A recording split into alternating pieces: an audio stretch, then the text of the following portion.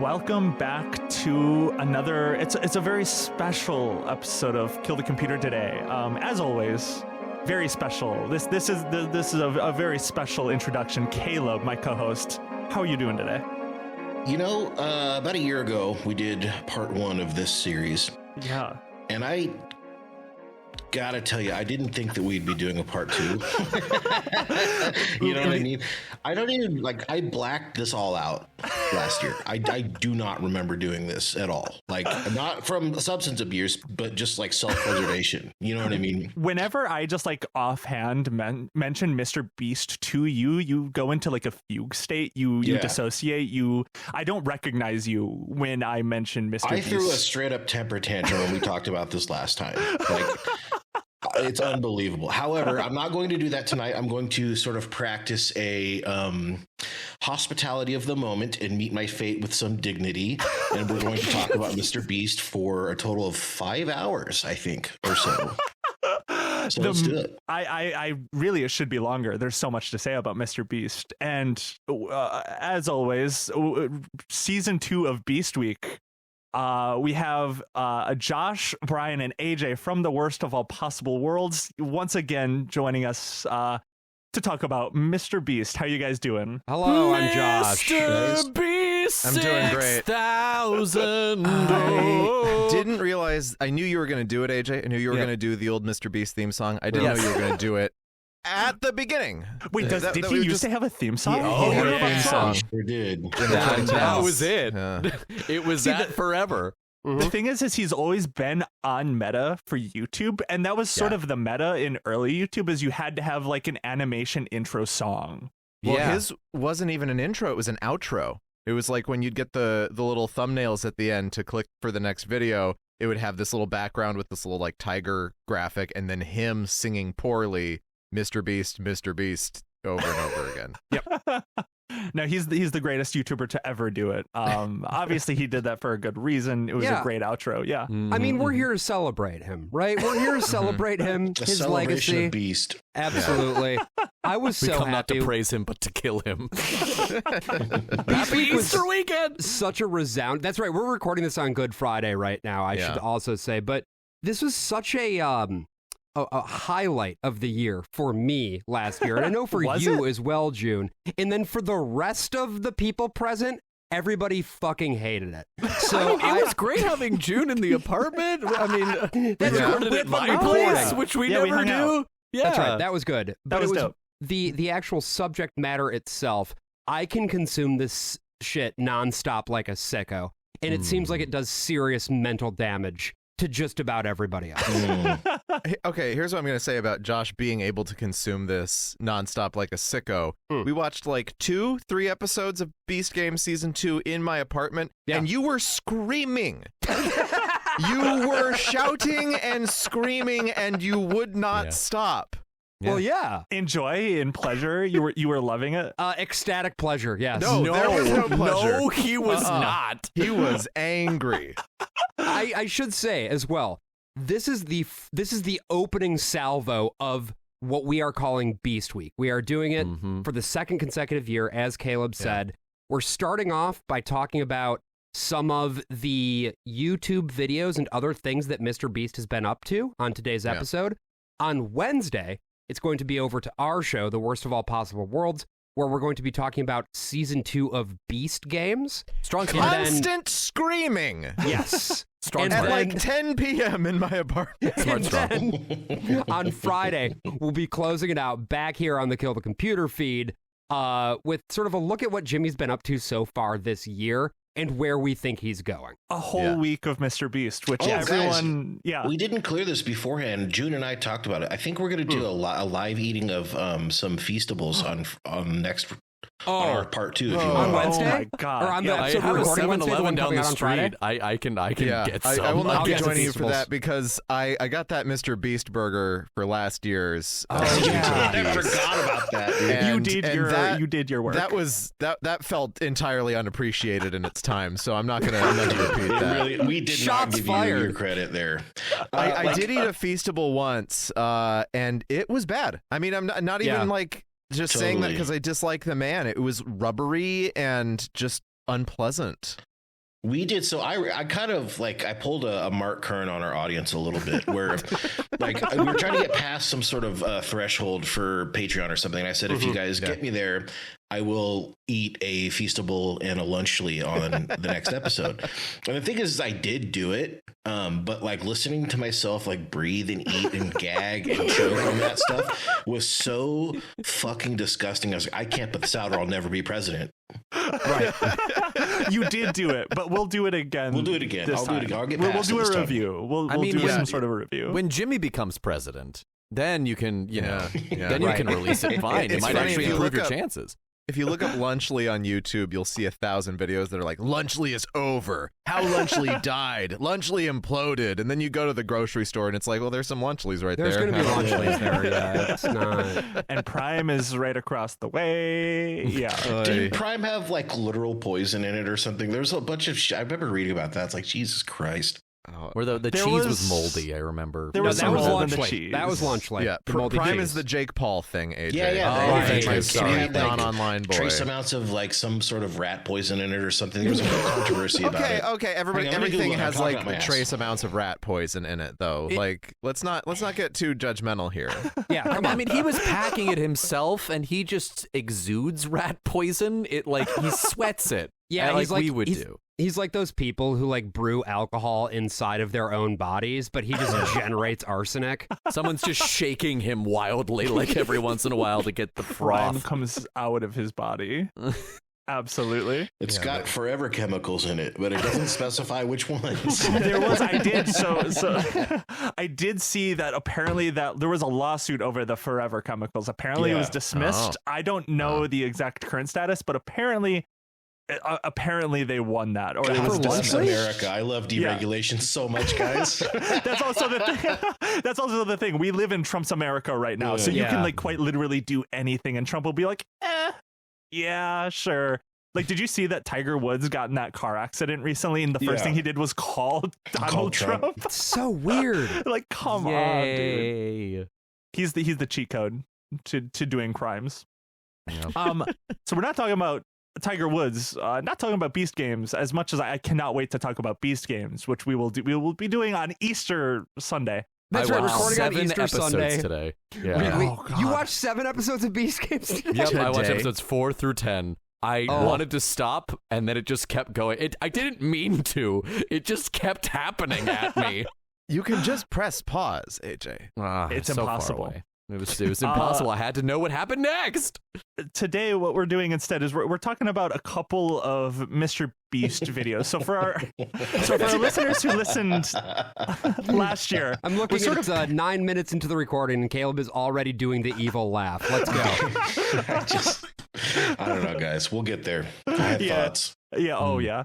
So we're sort of picking up from where we left off last year in terms of the Beast verse. The first video that we watched as a collective for this episode is the 2 million people get clean water for the first time. It's part of his Beast philanthropy series that he's been doing for a couple of years now. But it's not on his Beast philanthropy channel. It is on Mr. Beast 1, the primary Mr. Of Beast course. YouTube channel.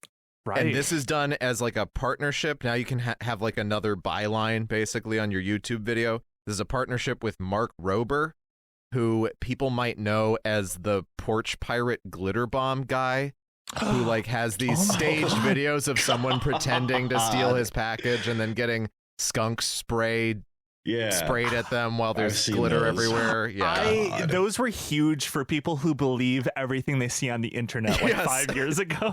Yeah. Well, You he would see made, that shit like, on Facebook. That was 7 crazy on Facebook. 7 or 8 of them. They're like he just did it every year for a while, and they all have like 100 million views. Yeah. He's also like, if you go over to Mark Rober's page, he's got a video where he does the water world thing to Mr. Beast's piss. So he makes it so that Mr. Beast can drink his piss. Oh. Just in case. Rober's like a science YouTuber. That's Yeah, the he was a but NASA like engineer. Pop science. Well, I mean, last year he also made the news because he showed that like LiDAR-based self-driving technologies are better than Tesla's camera-based self-driving tech, okay. where he made the big Wile E. Coyote backdrop and the Tesla Sure. just plowed straight through it. I do love that every gambit Elon Musk ties himself to is just like the wrong thing always. And he still makes more money somehow. Yeah. They're like $10 trillion for Israel and Elon Musk. That's why Mr. Beast loves him so much. He makes the most money, right? Yeah. Fucking loves giving people Teslas. It's all just there are other cars out there, James. No, He no, made but- videos about them. But he's giving that one particular woman her favorite car, which is a Tesla. That's so right. We'll get- that one's we'll a get little there. bit more specified. But yes, no, we got to give Absolutely. people their water first. Of course. Yeah. So this video, for me, I give Jimmy Donaldson a lot of shit, but for me, the like more philanthropy ones, I have the like systematic critique, underlying a lot of like philanthropy that billionaires always do. But to me, these are always the ones that are like, okay, this is like, I guess it's probably a good thing that he's doing this. It's a shame that it's like the government and that it like falls upon rich people to do these things. But for me, it's like this, watching this one, I'm like, all right, it's like two guys, building things that like it's been happening.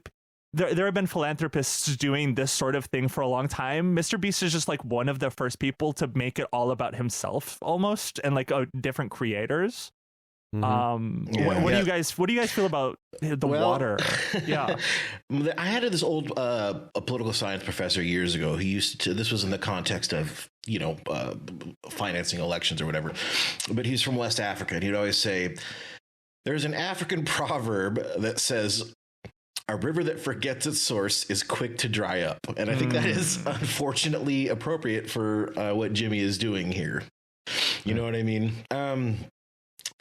I just, I guess what I would say is like, if Jimmy, like you mentioned, Brian, it's on his main channel. So yeah, if this is intrinsic to the Beast brand, then so is the criticism. That's what I would say to the people who kind of get their, get the hair on their neck standing up a little bit and get mad defending Jimmy or whatever, which I actually weirdly see a lot of like actual people on the left that are like defending Jimmy, this unensouled Yakubian demon.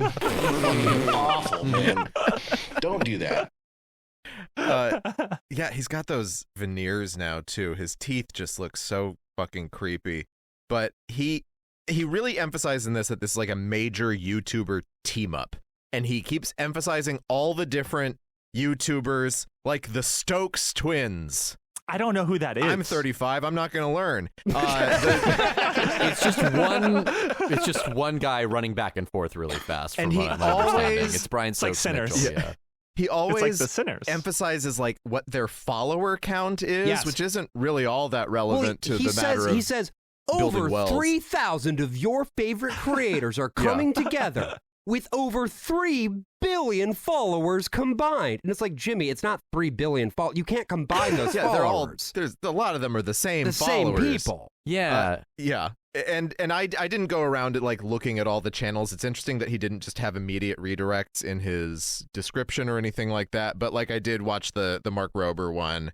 But like, yeah, it's really interesting because I think more than anything, it's like a networking, not just a networking opportunity, but for him to sort of establish his sphere of influence within the YouTube creator community. Not just being the big guy, but being the guy that now you have almost a direct line with for these philanthropy projects where he can kind of raise your status and later, get something out of you. I think that's exactly what it is. There's sort of this weird quid pro quo thing going on where if you, as a YouTube creator, right, let's say you've got 2 million subscribers, which is a respectable number, but not a MrBeast level number, you can participate in one of his charitable fundraisers. You can show up in these videos, and now you are downstream of MrBeast in his sort of sphere of influence. Because that's what this is. This is influence peddling using charity as sort of the face of it, Yeah, which is classic. That's a classic move right there. Yeah, I mean, the fucking charity itself, you have to realize, is something, this blew my mind. I looked up the history of the charity itself, which is called Water Aid. Yeah, which has been around for a while, since I think the 80s, right? Yeah. And it was actually sort of one of those things that was founded by UK commercial water interests as a way of laundering their reputation in the global south, because they were also utilizing the resources of these countries to various ends. And for a period of time, and I shit you not, the head of WaterAid was a man known as Charles, the Prince of Wales. Oh my God! Okay. Are you kidding me? The king of England. But it was spelled Hales. He was the king of water whales. That was. That's yes. why he's getting the water everywhere, so that he can help the whales take over, because they need to be in a wet environment But it's wherever like they go. If you want to talk about like what it tells you about an organization like this, if this is a charitable organization where the head of it is one of the British royal family and eventual king of England, it tells you something, right? Yeah. Sure. Yeah. I mean, a lot of this is always sort of like reputation laundering. Yeah. Of course, like I'm sure maybe in some point in their heart of like deep heart soul level, they're like, this is something good I can do, sure. But like, I think Elon Musk is the most obvious example of someone who will sort of always be like, I'm going to pay. I'm sure you guys saw recently he was like, I'm going to offer to pay all the TSA furloughed payments. I'm going to pay every single TSA agent. Yeah. And then like 2 days later, it's like, no, he's not doing that. He denied it. The government denied that. Yeah. That's not happening. But they He reported was like, on I'm it, going to you know? send. Well, and in his case, it he got never, news, it never yeah. happens. He did the same thing at the beginning of the pandemic when he was like, I'm going to get respirators to everyone. He bought a bunch of BPAPs from Japan and it was like, yeah. and then just never gave them out. He'll say that he'll spend money on something and then he won't do it. Whereas this is the truly like modern technocratic kind of charitable industrial complex, right? Where it's going around the world and asserting influence because they partner with private interests that are themselves using labor in the global south to make goods for the global north. One of their things that they talk about is like, oh, here's how we can partner with your company in, say, Bangladesh, where you have all your sweatshops, because your employees won't be absentee, they won't be quitting, they won't be dying, because now they'll have clean water. So you'll get more work hours out of them, and it'll be more efficient for your sweatshop. Yeah, a couple of the big major corporate partners of WaterAid at this time are PepsiCo, which goes without saying, you know, what their interests are in water and stuff like that. They just really love making Pepsi Zero. They really love making a good official product. sponsor of Kill the Computer podcast. And also Microsoft, who, you know, they need a lot of water these days. What with the data centers they're spinning up. Did Bill Gates do something in Africa? Has he done something there? Only a couple things. The Bill and Melinda Gates Foundation also pretty well connected with WaterAid. And I mean, think about the foundation's work with malaria in Africa over the last 20 some years. Like he has considerable outsized presence in Africa specifically. Yeah, I think for my part, watching this video, it always strikes me the same way that all of his philanthropy does, which is like, it is a good thing that 2 million people get clean water for the first time. Like, objectively, Absolutely. that's 100%. That's a great thing. But then I think about like the maintenance of that, and it's like, they got clean water for the first time, but are you going to be there in 10 years when the pipe bursts? Well, Probably they say not. that's what they're working on. This is one of the first videos where they say that they're going to keep working on the infrastructure. They talk about that in Nepal. They're setting up a water tank, and they're talking about how it's going to last 15 years. But with the partnership with WaterAid, they should be able to keep it going for decades to come. But these are infrastructure provided by NGOs as opposed to local authorities or governments. Yeah, and also like, how much work are they going to have to redo because Chandler botched like the cement laying? Yeah, you know what I mean? YouTubers are mixing the cement for some reason. I mean, I guess because it looks good. It looks like something. I don't know if that's Chandler. I'm gonna be honest. I've watched so much Beast material, I cannot tell his fuckboys apart. I think that might have been one of the Stokes twins. He was running back and forth. All of his friends, like especially in like the modern era of MrBeast and like the post 2022 era, his friends are sort of just like always in the background. They're not really as important as I don't think they used to be in terms of like what the videos that we watch are about. They have to appear in the videos so they can qualify for health insurance through SAG. Which we of course know that Jimmy is a proud Union boy. Oh, of course. Yeah, no, a lot of this is just sort of like you have to take his word for it that a lot of this will be long lasting for decades, as he promises. Will it be? I don't know. Like, I hope so, I guess. Yeah, me too. Like, I really do, but do we know? I don't know. I'm also just curious to hear what people think about rhetorically, like the video itself.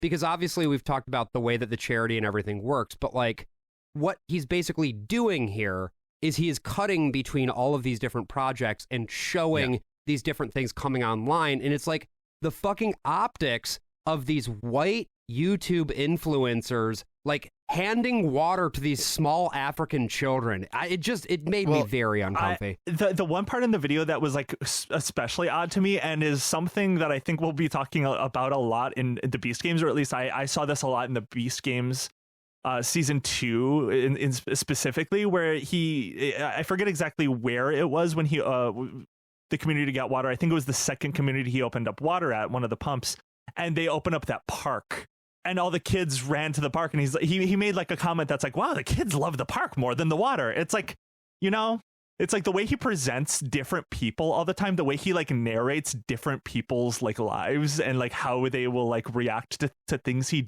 does is like it is very off-putting to me.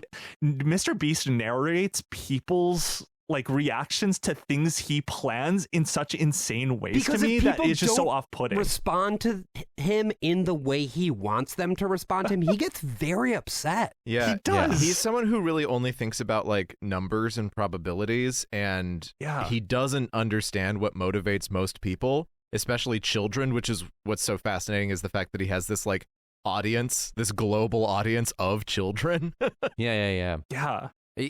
There's so much bitterness in his voice, and it's really striking and I think shocking, like how many places he goes to over the course of this video. It's a short video. It's only like 10 minutes long, right? Yeah, and feels longer.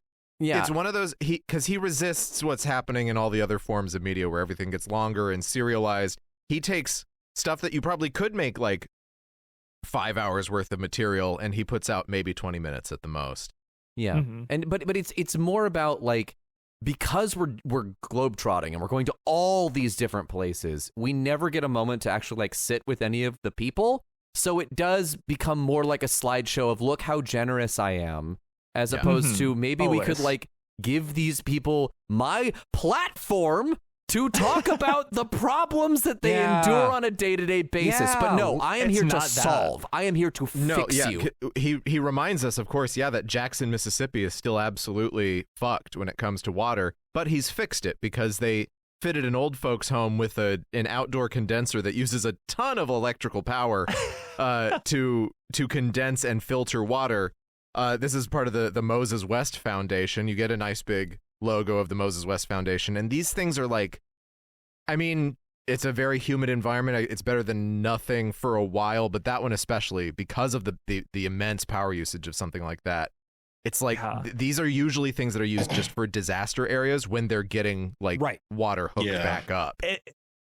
It's like his production style is, I think, at odds with his sort of philanthropy videos generally. Yeah. Like he's got like really fast food, everything's quick, everything's highly produced, sound effects after everything. It's got the like, wow, it's like everything highly produced. Explosions. And it just is like, explosion sounds. And it's like, that's not really what I am expecting when I'm watching like sort of children getting fresh water for the first time. And like maybe he is like figure it out algorithmically that this is the best way to get like 10 trillion views. I just don't think he knows how to do anything else. He doesn't, but it's just like it feels a lot of the times, like personally I would be much more interested in like he talks to one of the like leaders of the village in one of the communities he goes to, and it's like he just is like, taste that water, pretty good, right? And he's like, yeah, pretty good. And it's like, that's it. And then it's like, whoa, he's downing it, and it's like, it's drinking clean water. Yeah, he needs it to live. Look at him fucking existing, man. Unlike Jimmy, who does not need water to live, he just needs his own urine. It's like, imagine a version of that where instead he like got a translator and interviewed that guy about like, I mean, he does have a translator. Well, It's just that we don't see it. Right. We don't Yeah. see any of that stuff. We just get it all down to him asking a question and the person saying yes in whatever their language is. Have any of you guys ever read the book, The Transparency Society? Have you heard of that? No. Byung-Chul Han, I believe that's how you pronounce it. I hope I got that right. It's essentially like it's about how in neoliberalism, people who benefit from power structures have a tendency or propensity to sort of like self-report and obsess with this kind of like, transparency or whatever to cover up structural issues, so the people that are benefiting from this system that creates water shortages are the ones that are doing this kind of, and it doesn't ever address any of the stuff like you guys were talking about. I think this is like a perfect example of that. Yeah, especially because he spends so much time in like Africa and in a lot of these videos that he's done, the like more philanthropy videos.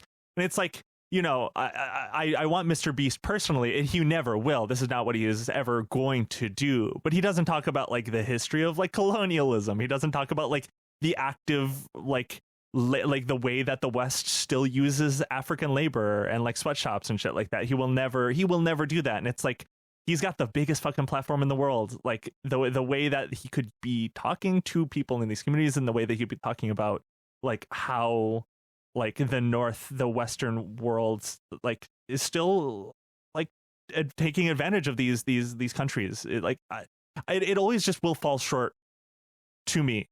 I went to no matter what he does, Johannesburg really. to stop the whites from being genocided. I think that rhetorically, like what he is yeah. doing, the big thing that is, it's right there at the end of the video. He says, harass your favorite creators to support Yes. Team Water. He's Creators! getting more YouTubers involved in this project Politicians, though. so that he can Politicians. get those YouTubers to work on the next thing with him and the next thing with him and the It's next about thing the with him. It's content. it's not just about the content, it's about his network. And it's about making it his network over everything else. And of course, he's also leveraging his partnership directly with YouTube, directly with Shopify to contribute to those I donations. forgot about the and Shopify everything. pitch that you get midway through. Yeah, because the thing about the charity that he is doing this for, like, this is not his thing. #Team Water is not actually a separate charity. It is a campaign for water aid. And I think it's really important to note that because it basically means that he is then able to, presumably with time, make water aid more and more reliant on him. Yeah. Because this is another way that philanthropy works. And now your favorite YouTuber has been bothered by, one of MrBeast's followers as directed. So you'll get some streamer or whatever who's now going to be donating to these wells, which is in itself not necessarily a problem, but it's all being done under #Team Water. And every year, MrBeast does a #Team whatever, right? There was the ocean cleanup Team Seas. And this is all just making things sort of subsidiary to MrBeast himself. It is just a constant reminder that the philanthropy corporate billionaire class just wants to sort of slowly but surely take over sort of everything that a government should be doing, and that should be like a warning sign. That's always a warning sign to me. Like especially ever since I was like, oh, the network states, there are like people out there, maybe not super influential currently, but there are people that like want to destroy what a state does, like a government does. There is an intentional sort of faction out there in the world working on that, and I always sort of like think about that. Yeah, I mean, just look directly at last year with the dismantling of USAID, which was not just people doing this work directly, but also their existence as part of larger networks. Like other nonprofit organizations and religious organizations that they worked with have also fractured and dissolved as a result of the destruction of USAID, which is not to say that, of course, that was a perfect extension of the U.S. government itself, right? That's a projection of U.S. power across the globe. However, people were dependent on it, and they lost these things like HIV medications that they were dependent on. I think we got all our thoughts out about water, Team Water, MrBeast and water, and his urine water. So what we watch next is this one. Okay, I'll be honest. We watched a lot of things that infuriated me, but this next one, the thing that made me the most mad wasn't even MrBeast. So we watched the Survive 30 Days, Change to Your Ex, win $250,000.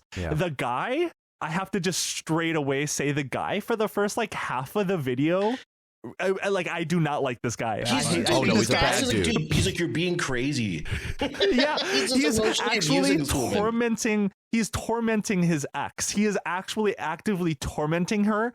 And MrBeast edited he included every single instance of this man tormenting his ex. And I was going crazy. He was like, wow, you're going crazy. He was like mocking her. He was like, oh, rah, rah, rah, rah, rah, rah. Like whenever she would say anything, like that dude. We got to do something to This that guy's type of dude. awful. It's okay. He's gonna get in a Tesla, and he's not gonna make it. So this guy's a classic on sort himself Josh. out. Every Josh disowns this. Like, what if Pedro Pascal was wrong looking motherfucker? Yeah. He did have like that mullet and like mustache combo. Yeah. This is a classic MrBeast challenge. They stick you in the house that they make for all of these challenges, with bolted down furniture. Apparently, yeah. This was, I think, the same house that they used for Majd when he did his weight loss challenge that we talked about last year. Yeah, I'm right? pretty sure. That it's just the same build. Like they only have maybe 3 of these sorts of sites. One to be more prison-like, one to be more house-like, and then one for Tutti Frutti. And every 5 days, MrBeast arrives like a Rizless Cat in the Hat. Yeah, to add another like wrinkle to their chains or like make them shorter. I don't add a wrinkle to their chains. Yeah, it's a wrinkle in chain. It's my favorite children's book. Yeah. So these 2 people are chained together, and at first it's like a 50-foot long chain. It's like 50 foot. Yeah, it's pretty long. So he whips her in the face immediately. Yeah, exactly. They can be across I saw that. I was the house. Like, this dude. Yeah, this dude. It's a plastic chain, but They still. So they dub in the clinking sound effect constantly. Yeah, they have a weird kind of clever system for being able to go to the bathroom, where like the chain passes through this little like brushed slot. And they also have these like snap button shirts that they can take off without having to take off their cuff that they have on the whole. They really do have it locked on their wrist the whole time. Mm-hmm. I went over to the YouTube channel of the lady in this video, and I watched all of her and her ex's videos together talking about doing this challenge. Because she was in another one before this. Yeah, that was the craziest part. It's her second appearance. This is the thing about MrBeast and his videos is like you get repeat performers all the time. We're going to talk about this with Beast Games, and it totally like delegitimizes the nature of the challenge and of the chances being taken, because you're also kind of auditioning to be in MrBeast's next thing. That's sort of what I realized is like watching all of these Beast videos, and especially Beast Games season 2. It's like he is sort of recreating with this style of video that he consistently does, like sort of the game show challenge. He's just sort of doing reality television, but his own new like YouTube way. He's reinventing stuff that already exists from first principles, including a casting pool, basically. Yeah. But even also, like, you know, even Survivor will do like Survivor All-Stars. They don't do that in the second season of Survivor. No, but you know what's crazy is I did notice Josh shows up in season 2 of Beast Games. He gets eliminated in the second episode, but he's there. Dude. He gets eliminated during Dodgeball. Yeah, so the girl Susie had been in like I think a 3-month challenge where she lived with a complete stranger in the same room. And they won that. She didn't get the deal where she'd get a Tesla halfway through, but aside from that, she got a bunch of money. Her Tessie. Her Tessie. So wait, what did you learn from watching the videos of them like afterwards? What did are they together? Yeah, they love Jesus. Of course. They first met each other in high school. He was 16, she was 14, and they were at a church lock-in. So when they talk about the fact that they were together for 4 years and broken up for 3 years, you're like, they are pretty young looking, aren't they? So they were like, we find out at the end that like when she broke up with him, he was a month or 2 away from proposing to her. And I think if I understood correctly, he would have been at most 21 and she would have been at most 19 when that proposal would have happened. Yeah. And she also their relationship just wasn't built enough on the foundation of the Lord, and that's something they're doing differently now. Yeah, they found don't God. get into that in the MrBeast video. No, they're sort of super vague in the MrBeast video. She was like, I just didn't want to be questioned. Most of the time, she's reading the Bible. while she's doing this. Yeah. And he just has this book about how to be nice to girls because he hasn't figured that part out yet. He's got a copy of the game underneath his pillow, though. You have to know. Whip him with a giant novelty chain. Exactly. Yeah, no, look, that's an egg. But that's a very deliberate choice on the part, obviously, of MrBeast and everything that he does. He's not going to put in something about a specific religion or something because it'd have the potential to alienate another part of the audience. Yeah. Even though the MrBeast audience, I mean, of course, he has an international audience, but a big part of his audience is the same evangelical white Southerners who show up in all of his videos. No doubt. I don't think Jimmy Donaldson believes in God. No, I don't Just know. the way, because they lean a lot more into it in Beast games. We get a lot more God stuff in there, and he's always kind of like, oh yeah, he seems like a nice guy. I heard about that guy before. No, that is so odd. Like specifically, I don't know. The thing that I took away, especially from this video, is that, and it makes more sense in context with them being like sort of pretty young and hyper religious, being from like a religious community. The type of like the way he is like constantly negging her, and like you mentioned like whipping the like again, it's a plastic chain. But like she spills oil, like she's cooking and like spills oil on herself, and he's like cracking up. Yeah, and it's like, girl, get out of here. You gotta heat that oil up and do something about this. Like you should. And she's like, no, I'm not gonna take the money. I'm not gonna take the money. We gotta split it. And it's like, girl, like you should take the money the way he's treating you. Like this is actual like pure misogyny. Like this dude is like that type of guy that will continue to push boundaries, neg. And it's like a very specific type of like misogynistic action that men will often do, especially in more conservative circles, of course. Yeah, and he talks about vengeance, like up until like maybe the second to last frame of this episode. Like, right? Like in part, I think people know that kayfabe though is like big for doing a MrBeast video and for potentially getting called back to the next one. On the other hand, so that talk about vengeance is like him bullshitting to, I don't know, create suspense.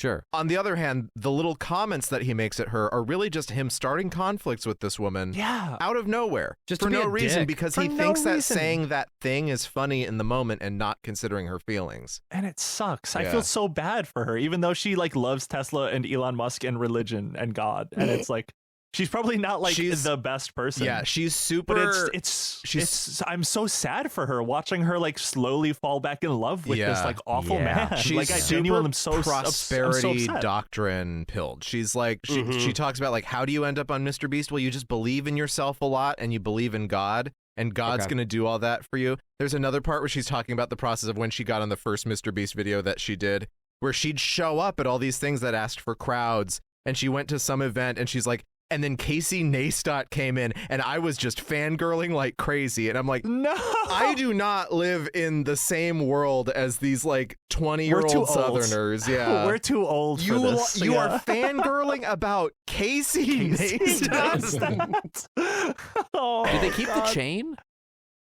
Did they? I don't know. Well, so she has like I would take a souvenir. She has a cuff. I don't know if she kept it from that shoot or if she like bought one after doing the video. Because it's important to note, if you haven't seen this video, the gist of it, right? They start with the 50-foot chain. Yeah. As the 30 days progress, the chain gets shorter and shorter and shorter, up until the point where on the last day, it's literally a foot long. Yeah. And it's like classic MrBeast deals. Sometimes it's like, it can be the same length or it can be shorter, but you'll get to, make this amount of money or this money will be taken away or you'll get to go outside or whatever. And this is like sort of the like MrBeast gambit he does in like everything. Again, I don't have the full context. I just don't think MrBeast was always doing this sort of like, you can betray the person that's relying on you. He loves like a betrayal mechanic. Yeah. He you can tell he always wants that to be chosen, because of course that will be for the most. Yeah, he loves it's. When people betray each other, he is at his happiest. He's watching a Harold Pinter play called Betrayal and just going, yeah. I mean, I was too. That's just Daniel Craig. He's Harold Pinter's Betrayal. That just says betrayal on it. Yeah. And he just turns it around to go forward. And it's just, he really wants people to play things up as much as possible. And he wants them to get through most of the challenge, right? He wants people to be able to get at least halfway through the thing. because then you don't have a video if someone drops out on day 5. Yeah, and this, so like this video. So I watched for context, which I'm sure I will also give this context in the Beast Games episode. I watched Beast Games season 2 like a month ago now, before I watched any of these videos, and watching just Mr. Beast videos historically and watching Beast Games season 1 and 2, I always sort of had this running theory that I feel like Elon Musk has some sort of like sponsorship deal with Mr. Beast. I feel like these videos that we watched for this for the Survive 30 Days Chained with Your Ex, and then specifically one that we'll be talking about in the next episode, part 2, which is just a big ad for Elon Musk's company. It's a basically huge ass ad. I'm like almost certain this is complete speculation, but I am almost sure that Mr. Beast has some sort of paid sponsorship deal with Elon Musk, especially as we'll get into in a couple of minutes or very soon, that Mr. Beast, there is no money dirty enough for Mr. Beast to take. Well, I mean, it's also, that's how he establishes friendships, right? He views friendships through sponsorship deals. And the way that you get to be friends with the people you admire is to go into sponsorship deals with them, Jeff Probst. So there's like, I think it's really sad because, we covered the very early days of, Jimmy Donald, like way back in the day when he was just giving money to people on the streets, right? We did a sort of a primer for Mr. Beast where we talked about his earliest videos a couple years ago now. And that's where he got all of his validation, was that he would give people money and they would love him. And that is, he's made a whole life of that now. Yeah. By the way, and that's sort of go on. How did we feel about the Feastables fridge?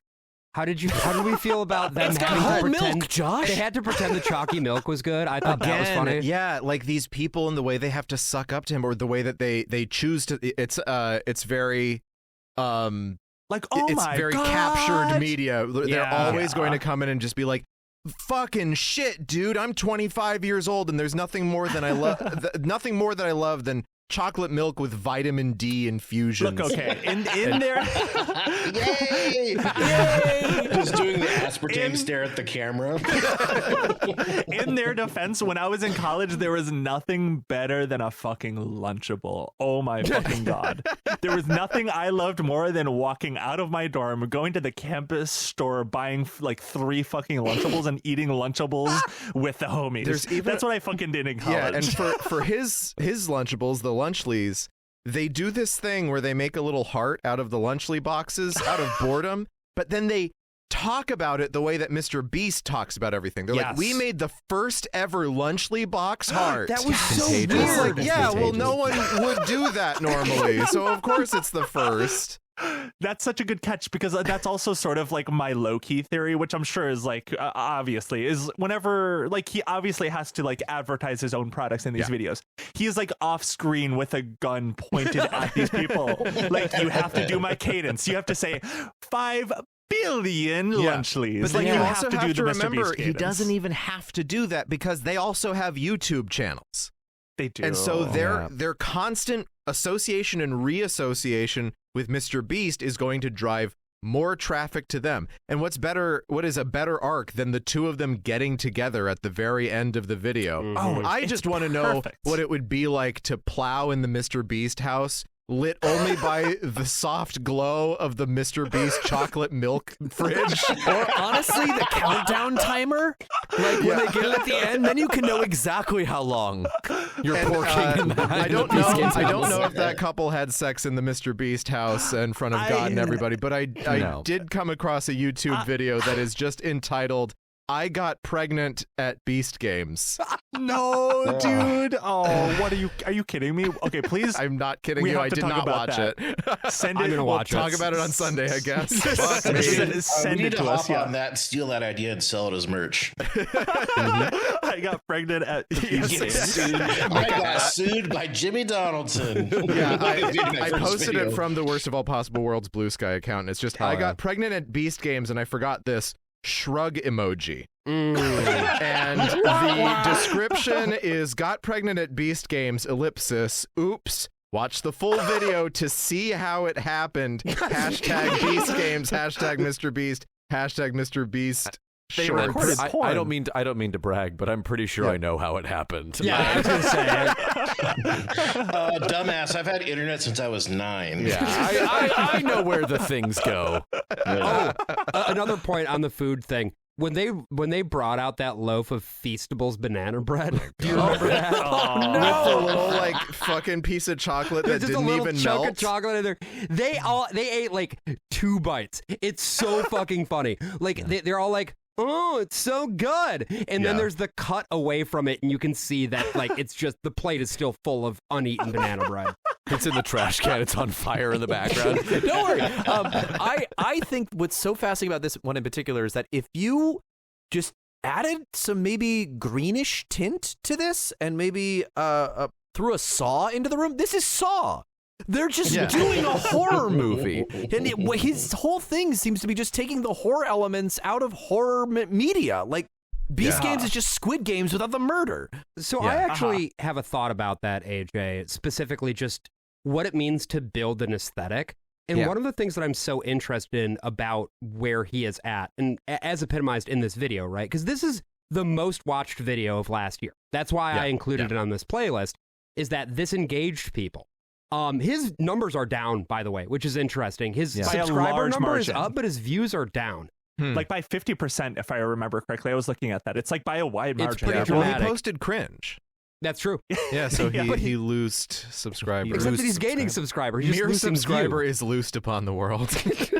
Which again, I think the numbers are juiced, and we'll get to this more when we talk about yeah. Beast Games, certainly. But Yeah, I'm But sure the- that you have that much money and power. Absolutely. Sorry, Josh. Well, the MrBeast aesthetic, right? Yeah.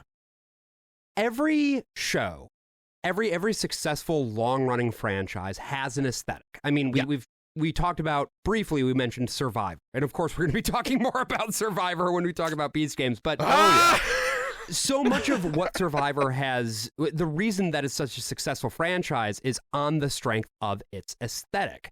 Yeah. And this is a survival And a challenge. good host. Oh yeah, well yeah. I think in many ways the host is part of the aesthetic. Exactly. I think Jeff Probst, he looks a certain way. You know what I mean? But no, I sure do. the aesthetic doesn't exist. How to put this? The whole point of the aesthetic is to provide a frame for the thing you are watching. Yeah. The aesthetic is not the thing. Whereas with MrBeast, the aesthetic very much is the thing. It is, but it's also bizarre because even though it is definitely an identifiable and specific aesthetic, it is not curated intentionally. It just kind of worked out this way because Jimmy has no fucking taste, and it just ended up going down this road. Like the fact He's a that they have human to- algorithm. He's just sort of collected all of our cultural detritus and packed it all it in. averaged it out, right? Yeah.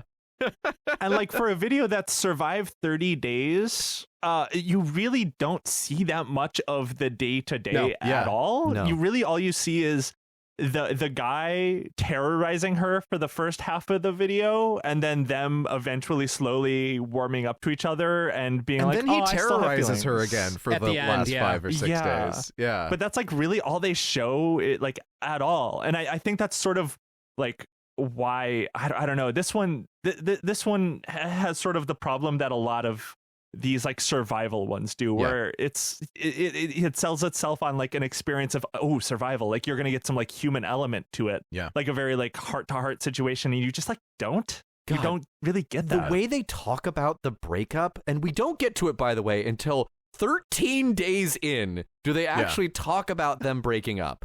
And when they get around to it, she was just like, I was still in love with you when I broke up with you. And I was like, okay, then why did you do it? And then She's 21. Yeah, It- we don't I know get anything it. about Like, them. We they're don't get young. but we don't get to know anything about them. And there was stuff that they talked about apparently that of course doesn't make it into the video because the video is only a half hour long.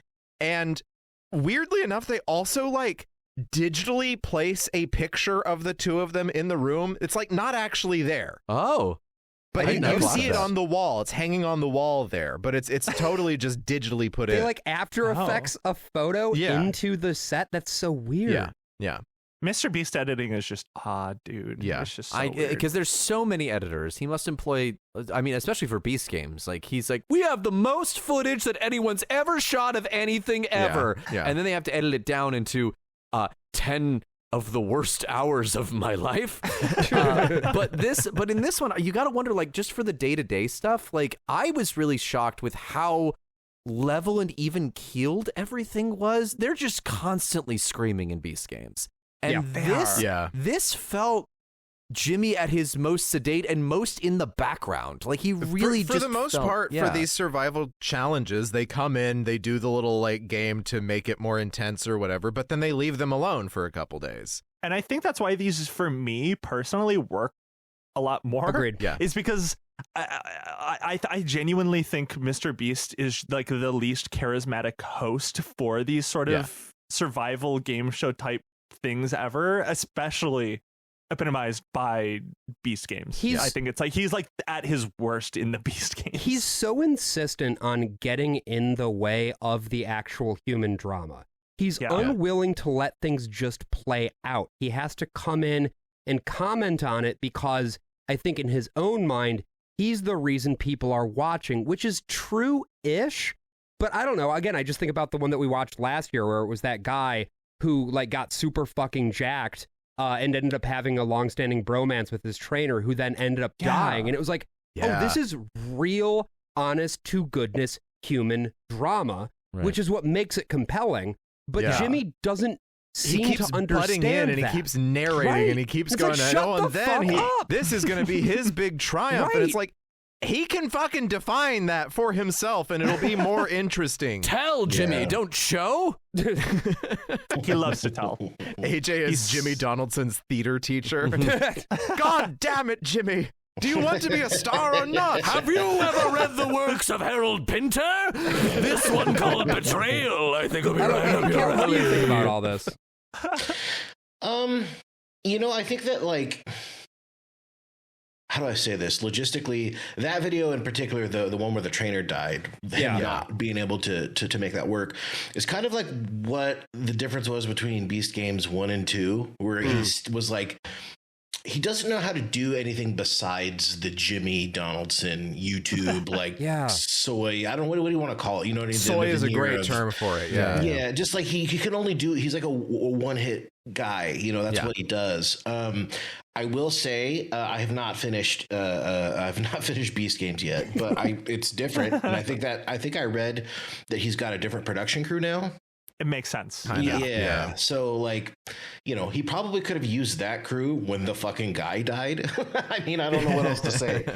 He's just not equipped for human moments. And you know, that and also, it's what he desires most. Yeah. Totally. Well, and that's just kind of it, is when he's got this I think well-earned reputation for being kind of, you know, fake or whatever, you know. But I think a part of that too is it's compounded by the fact that he just cannot edit or cannot show actual human moments because he only knows how to do YouTube slop. Yeah.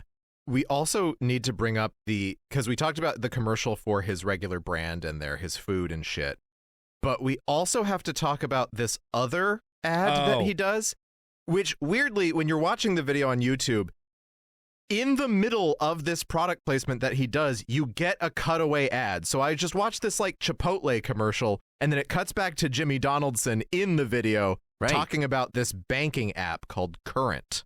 Oh my God. Oh boy. And so it's an ad with an ad in it. That was very strange. And he has this sign up promotion for this Current banking app where if you sign up using his promotional code, you get $1. Yeah, $1 $1 referral in bonus. there, which is such piss. It is such poo-poo. And he is like, but the way that he says it, he's like, if you sign up for this app, I have this quoted, I will personally deposit $1 to your banking account. So you're getting, he's making it sound like, oh yeah, I've like signed this $1 bill like our President Donald J. Trump is going to do, and I've handed it to you for you to frame and lick whenever you're feeling down. First dollar on the wall. Yeah. It's so Yeah. weird. Yeah. And then he's like, yeah, and then you just have a free $1 from me, that's what he does for all of his videos. Personally it's is always what the my alarm money. bells- It's like with Ben Stein. He wasn't giving that away either.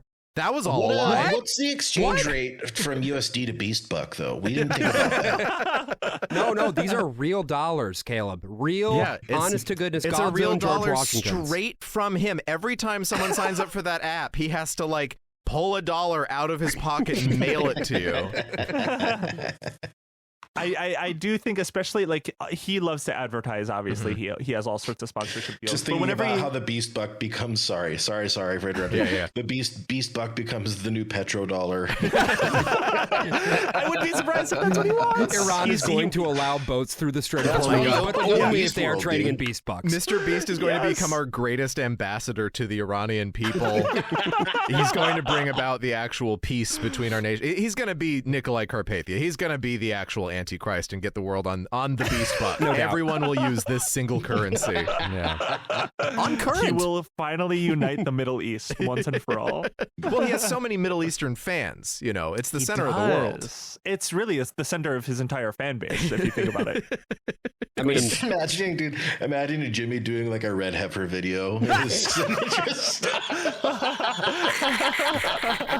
coming apocalypse will involve trumpets. I have bred one perfect, spotless red heifer for sacrifice on the hill.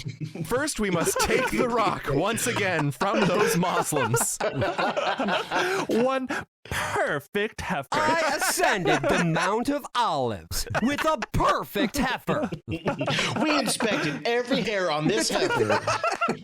We have done everything in accordance with every verse of the book of Numbers. It's the craziest, most biblical thing you've ever seen.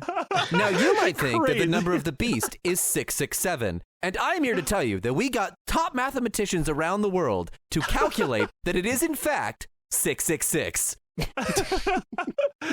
See, this is the thing: is you watch enough MrBeast and you can start to like really tune in and like home in on and master the cadence that he speaks because he's always doing it. He has the same cadence every time. This way. Yeah. Well, this is the thing that I think is really exciting is obviously you got MrBeast, you got MrBeast 2, you got Beast Philanthropy, you got Beast Gaming. Nobody is ready for the channel that's about to spin up, which is Beast Eschatology. Premillennial dispensationism. What is it? I'm so proud of you, AJ. Thank you.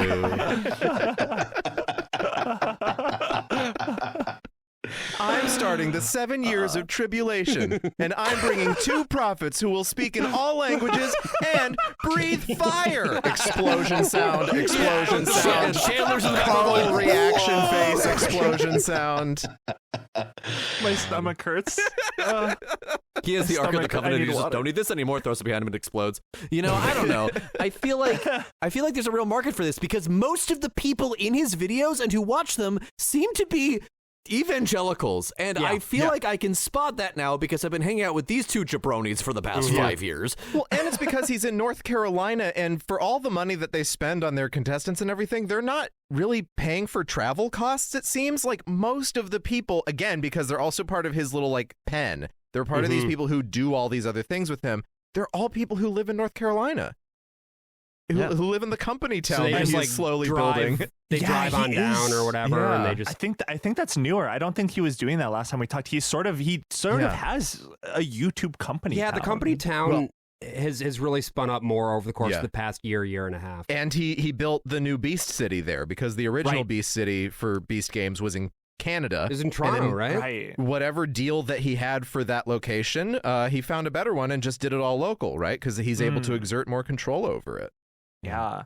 And I think, speaking about like his cadence and like how he speaks, what better way to like juxtapose that than with the third video that we watched, which is a video he made 10 years ago. That was like, hi, me in 10 years is what it's called. And it was sort of like, hey, let's see what I might be doing 10 years from now. It's sort of his predictions video, predicting how successful he might or might not be. This video made me so sad. Why? I mean, I think for a lot of reasons, it's really inane in a way that like internet videos kind of used to be, like in a way that like blogs could just like go nowhere. And it's boring also in parentheses good. Yeah, and he has that jug of water. It's like Jan Dielman. This is the Jan Dielman, I think, of YouTube. Did you watch his reaction to the video as well? I did not. No. Okay, he uploaded a reaction as well, but yeah, he talks about the jug of water. What's the story? Does he have sleep apnea? Because if he doesn't, he's a fucking freak. No, the story behind the jug of water is that he's bad at drinking water. Well, the jug did appear full, so yeah, I mean, probably. Yeah, a reminder jug. I have to say this though, like I make a show with Josh, and I see him drinking out of very large receptacles all the time. I think Josh has similar things to. I mean, MrBeast also brings up like his Crohn's disease. I don't know exactly how that factored into his Crohn's. Back up. Yes, Crohn's. he does. Aw, we're siblings. Crohn's I got ulcerative colitis. We're siblings in a way. Yeah, Cousins. MrBeast and Kissing we're cousins. cousins. Yeah. And he that talks happened about in North like, Carolina. there's just more, I don't know specifically about how that relates to water for him, but he talked about how and we talked about this a long time ago on our first episode about MrBeast, how he used to be something of an athlete when he was growing up, and then he got diagnosed with Crohn's, and he like couldn't really do that anymore.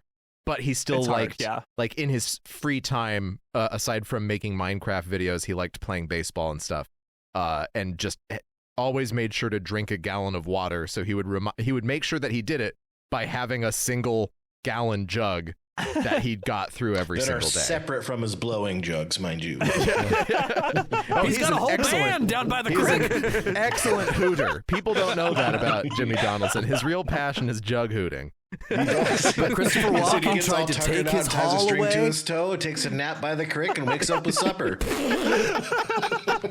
I mean, like, the only things he really says is, like, Yeah. I hope that in 10 years I have 1 million subscribers and that I'm married. Those are the two big things and he keeps wants. looping back to the 1 million subscriber thing over and over again, and then he keeps like, Yeah. "What if I'm dead? That would be What weird." if I'm dead? It would be weird, Jimmy. So many times. And this would night be that he weird. made this video, he made all the other videos that do this. So he did one that was me in 1 year, me in 5 years, And I think me the in 1 10 in years. 5 we talked about when we did Yeah. our MrBeast episode Yeah. back in the day, right? Yeah. He talks about how he's going to have a history test tomorrow, and he's like, "Are you going to remember the grade that I got?" And because he did one that was like me in 1 year, Jimmy had like commented on it and said, "Lol, I got a 70 on this." So he does remember because of that reason. But like all that teenage Jimmy Donaldson sees in the world is YouTube. Yeah. He said he was so obsessed with YouTube in his reaction video that he would just, that's all he would talk about to anyone in the halls, to anyone in class. And there was a point when he was in high school where one of the other students was just like, "Dude, no one fucking cares about YouTube." And so he just like stopped talking at school and just would go home and make his little videos. It's interesting though, because he was sort of a visionary in that way, where it's Yeah. like every child now wants to be a YouTuber. Yeah. Like Yeah. that is sort of the career goals of most people. The way that he talks about videos is, again, not in terms of like creative ideas that he wants to carry out. He's done creative things with the channel, but it's always done in service of numbers. It's always just, I'm either going to be dead or I'm going to have 1 million subscribers and possibly be married and maybe have gone to college. But I have 8,700 subscribers right now, and now I have 1 million. And when he's looking back on it 10 years later, he's like, you have to understand, 1 million subscribers back then, that was kind of it. That was like maybe, and he talks about like when I was a kid, I remember when Smosh got 1 million. I remember when PewDiePie got 1 million. And it's like, those were formative memories for him. Yeah. Where he remembers where he You was guys don't when he remember saw. where you were sitting when you found out PewDiePie hit 1 million? not when PewDiePie made his funniest video or something. If you're a fan of his, it was just when he got when he that said the number of gamer word. subscribers. I was going to say, I was on a bridge at the time, but, you know. If PewDiePie doesn't get 1 million, I'm fucking jumping, and you know what? dude. And then he saw the 1 million and he took his foot down. Right. Not today. His I might be dead. That'd be crazy. That was just like a threat. He was threatening. Well, I mean, It's there's a part of it, honestly. There is a part of watching this where I'm like, if he didn't get that 1 million, would he still be here? Yeah. Like, I don't think so. I don't know. I don't know. You don't think he would be here like in a permanent sense? No, like I mean, he didn't want to be around YouTube anymore. But like, I don't know if he would be on YouTube. But Sure. I don't know. There's something about this video that is so sad to me. I'm watching. I think, for me, I think that the reason for me why it's so sad is I think you guys were all sort of right about how even at this point it was not really about like the creativity necessarily. Yeah. It was more about the numbers. But I think the reason why it was kind of sad to me is that like, you know, he was quite young here. I think he was 17 or 18. Yeah. It's like the most human I think I've seen him be. It's the most just like honest and just like you can actually see he's just like a dude here. He's not doing a performance necessarily. I think he is like probably still creating his persona, like the MrBeast persona. But this is sort of like probably just how he is in real life. Like, I guess why it's sad is like what he does now compared to this 10 years ago, 11 years ago now, I think roughly is like this is sort of him. And what he does now is not really him. He's like performing. He is not really who he is. And I don't know if he cares. I don't think he really cares or thinks that's like a worrying thing. No, I mean, there's a lot. We watched a documentary about the opening of Beast Burger in a like mall in New Jersey. At the American Dream. At the American Dream. And you see it also in the last video that we watched for this in I Opened a Theme Park.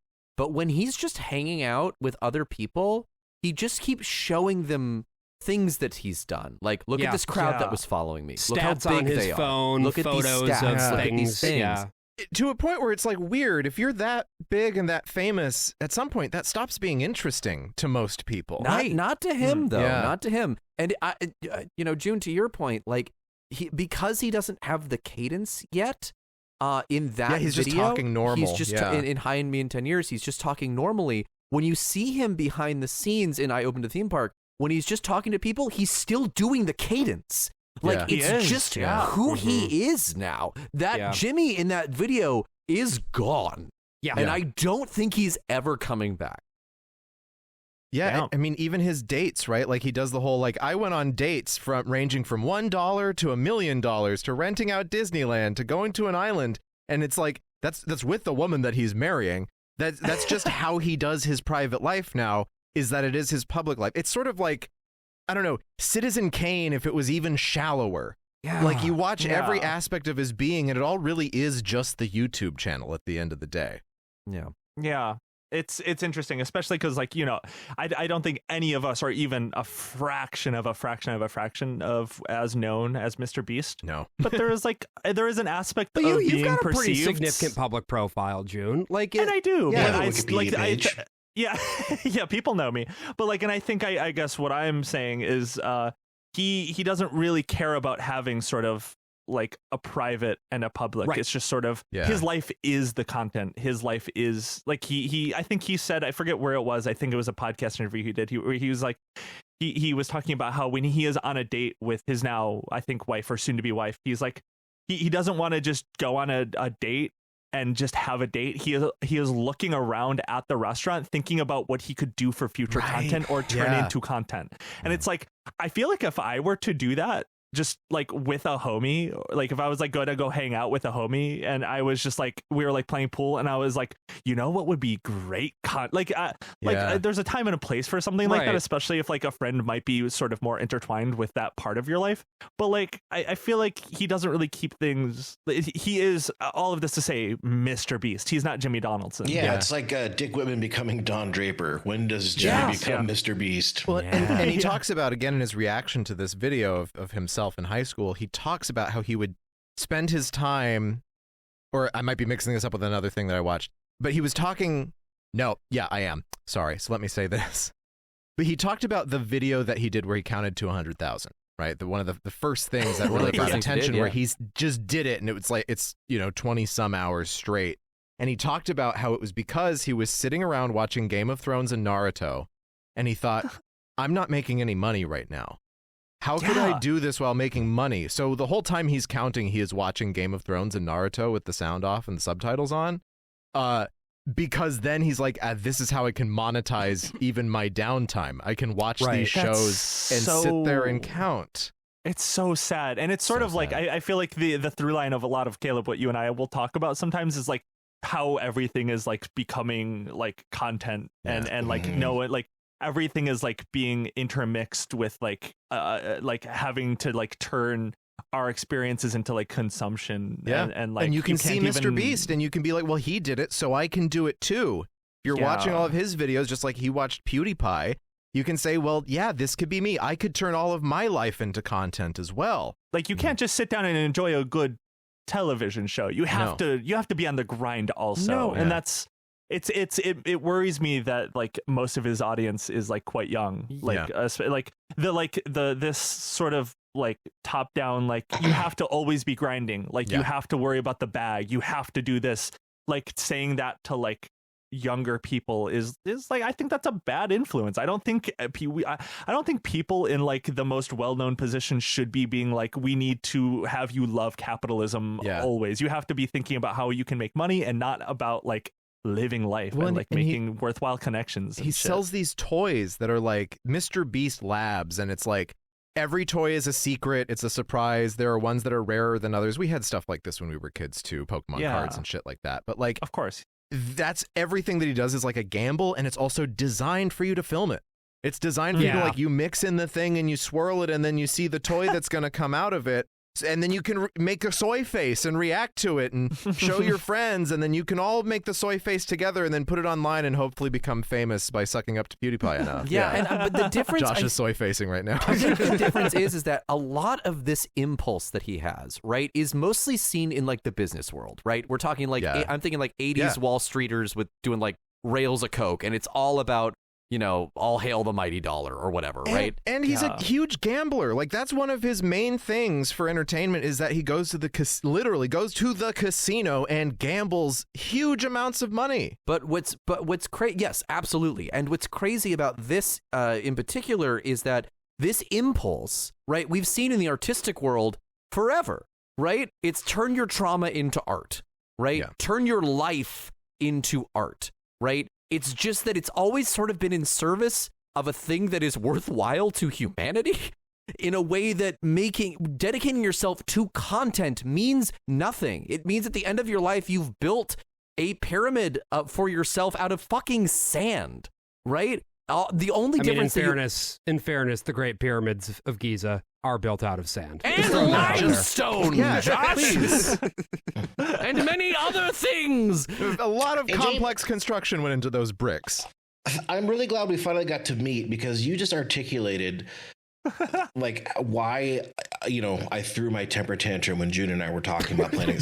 It's because I've never been able to understand what it is about him, but that's it. That's what I hate about him. It's just like, everything is just completely and totally fucking empty. It doesn't, like, dedicating your life to, like you said, to art or something. There's some intrinsic meaning to it. There's something. I just can't, like, I literally drive myself crazy, like looking at forbidden texts, trying to understand this. And there is nothing. There's no way to understand it except for that. It is just complete.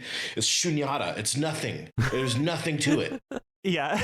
And I think it's like so reinforced by the way he emphasizes certain words so consistently throughout everything he does. Unique and it's always is a word he uses all the time. Whereas like, this is the most unique thing that has ever happened. Well, most. And it's like, and like the more money he talks about, the more it like flashes on screen. It's like $10 million. It's like, that is like the emphasis. That is sort of the through line most important thing, is like the amount of the thing, or like a reward for going through his like torture devices. Also, like, I think he absolutely clearly has a killer instinct for like what will generate attention, and attention is the thing in the economy. And we've been talking a while about him. Yeah.